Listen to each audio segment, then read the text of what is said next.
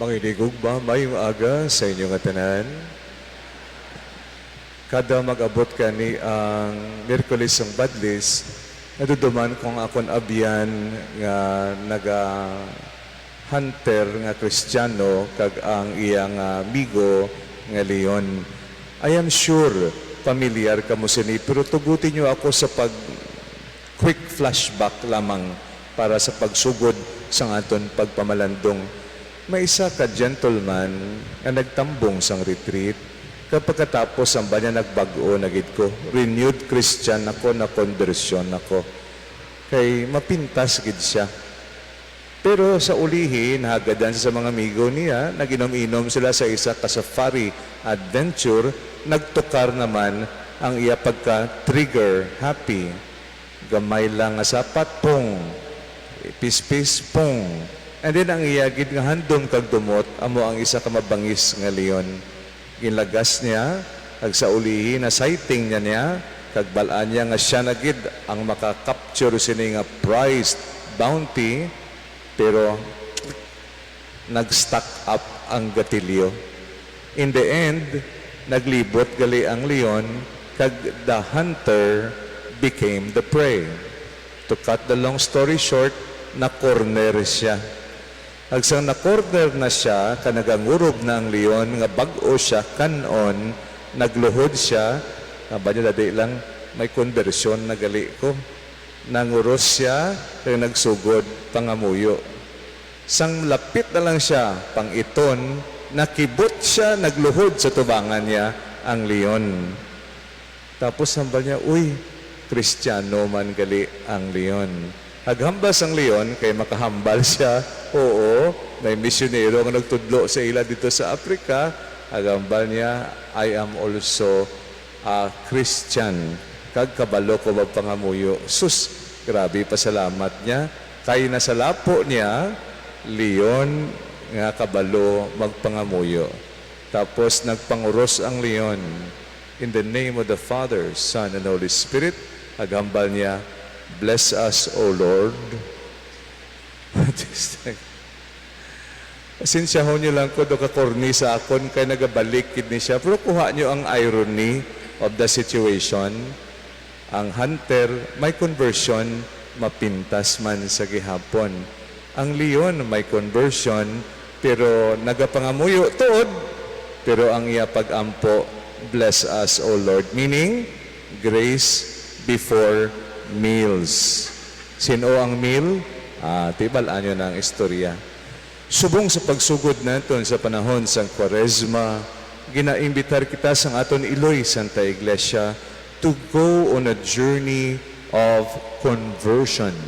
In fact, karon sa pagpatin sa inyo mga agdang sang badlis, sang abo, ginasiling natin repent and believe in the gospel.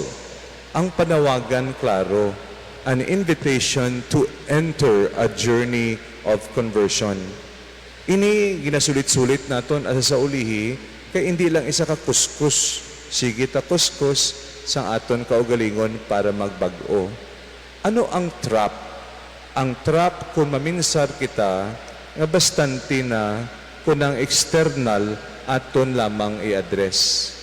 We call this skin deep conversion. Mababaw, shallow conversion. Ang panawagan sa Ebanghelyo, by the way, tatlo, ang aton o tripodal foundation of the Lenten activities. Number 1, paglimos, almsgiving. Number 2, pag-ampo, prayers. Third, amo ang fasting, which is actually ang pagpuasa. Sa Bisaya, tatlo lang na kapi. Ang panawagan is to go deep within ourselves. Hindi sa pakitang tao. Number 1, paglimos. Did you notice sa English it's called alms? Giving. It's giving not from your arms. Giving. Alms. Halin sa word nga alma. Meaning, giving from your soul.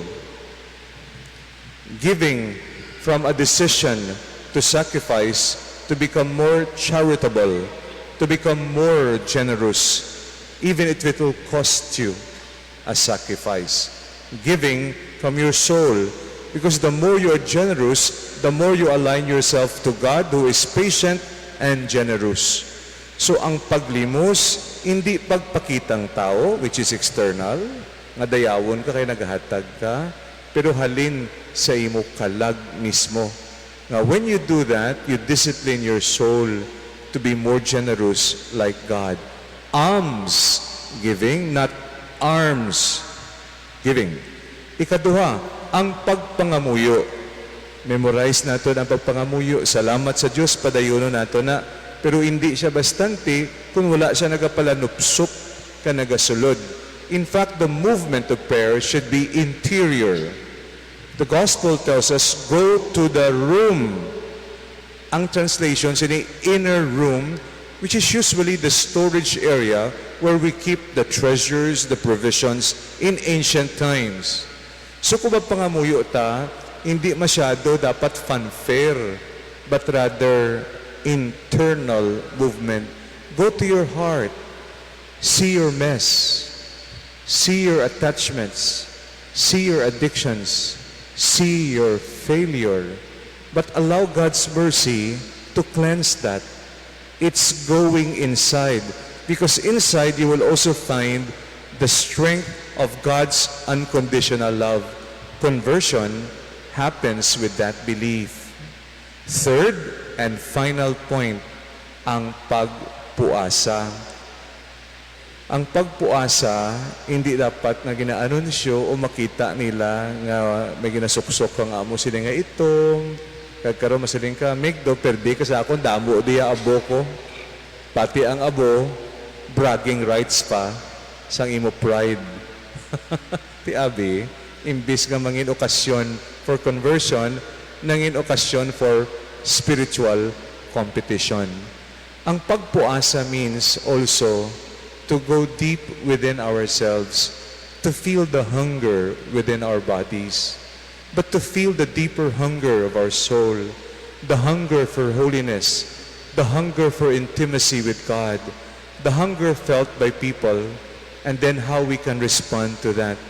When you do that, ang pagpuasa hindi lamang external, but rather internal renewal. Well, in fact, it's also biological. When you do fasting, it's good for our internal organs, but it's also good for our souls. So let me wrap up. Lenten journey is a journey inside ourselves for the sake of conversion. And when we do that, we do not focus on the external. We focus on the journey within. Sa paghatag sang limos, halin sa alma, alms giving, not arms giving alone. Sa pagampo, hindi sa pagpadamo-damo sa orasyon, kundi ang pagsulod sa korason, bisan maghipos, and there we draw the storage of the treasures given by God to us despite our sin. And finally, sa pagpuasa, we do that in union with Jesus Christ, who fasted and who prayed, and who united with the Father. That interior journey became His strength and ours too. Karon, kabay pa paghambal na kon repent and believe in the gospel, kapag sabat mo, Amen, kabay pa nagasiling ka, O Lord, I will say yes to the journey within for conversion. Kabay pa ang trap sa external conversion, like the hunter and the lion, we will overcome with the grace of God. So help us, God.